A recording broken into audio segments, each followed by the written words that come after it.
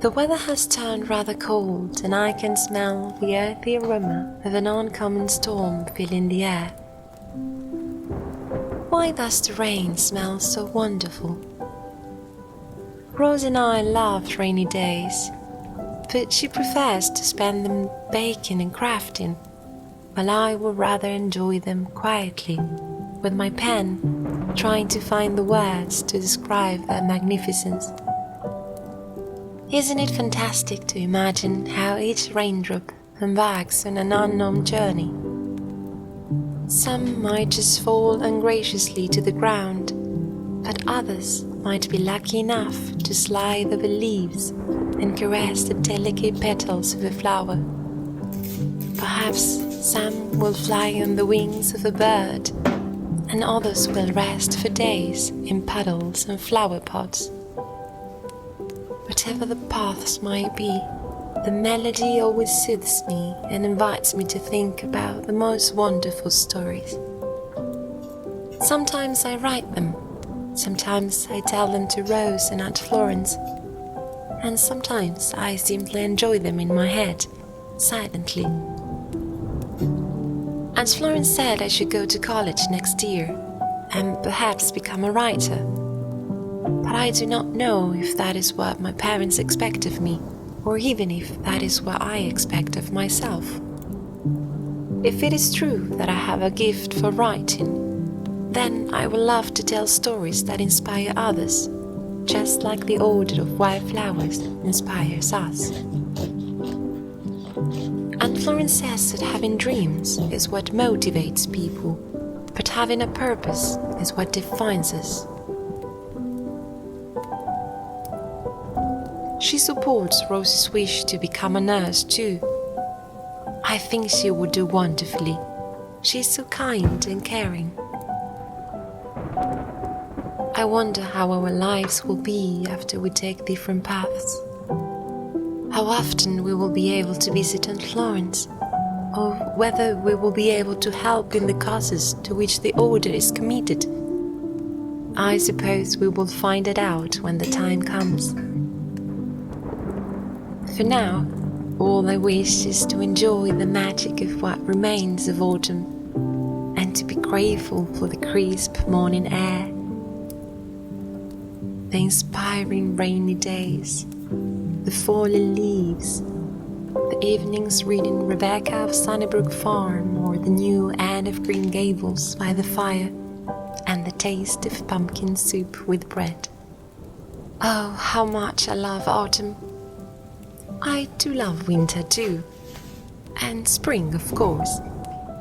I probably like summer too. After all, I suppose seasons are like people. Each one has its own magic.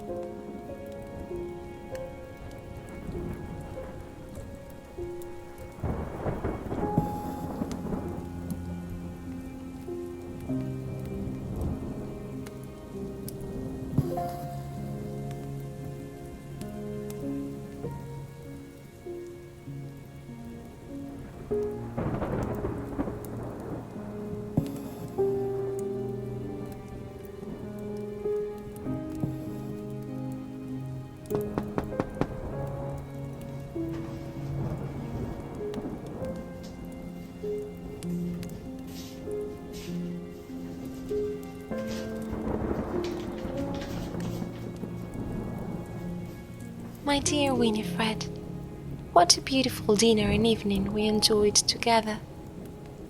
It's a day I'll never forget. And now, back to reality. I miss Grandmother Rose very much. My parents only seemed to care about the money and the property, and it would appear that she managed to donate some of her belongings before coming here. She was such a kind soul. We have been receiving so many letters and visits from her neighbors and friends from the hospital where she worked all her life. I don't know if you knew, but she became a nurse at the end of the First World War. Oh, Winifred, you won't believe this. We might not need to place the announcement in the newspaper after all. Among the letters, there was one that caught my attention. A man called Robin Johnson sent a note to express his family's condolences. He wrote from New Valley saying that they were very fond of Granny.